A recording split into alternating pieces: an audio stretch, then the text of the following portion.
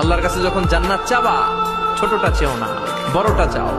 8টা stage আছে জান্নাতে। এক একজনের আমল অনুযায়ী এই জান্নাতে ঢুকবে।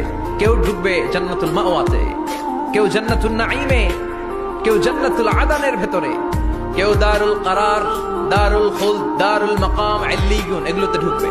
আমরা সবাই যেন জান্নাতুল ফেরদাউসের অধিবাসী হতে পারি। সূরাতুল মুমিনুনের শুরুতে আল্লাহ তাআলা মুমিনদের 7টা গুণের কথা বলেছেন। আল্লাহ বলেছেন, উলাইকা হুমুল ওয়ারিসুন আল্লাযীনা হুম ইয়ারিসুনাল ফিরদাউসা হুম ফিহা খালিদুন। এই 10টা আয়াতের ভেতরে যেই 7টা গুণের কথা আছে, কোন ব্যক্তি, কোন মুমিন বান্দা যদি এই 7টা গুণ নিজের মধ্যে ধারণ করতে পারে, তাহলে বাবা মারা গেলে ছেলে যেমনি বাবার সম্পদের ওয়ারিশ হয়ে যায়, ওই মুমিন বান্দাগুলো জান্নাতুল ফেরদাউসের ওয়ারিশ হয়ে যাবে। আমরা জান্নাতুল ফেরদাউসে যেতে চাই। কোথায় যেতে চাই? কথা বলেন। আমরা জান্নাতুল ফেরদাউসে যেতে চাই।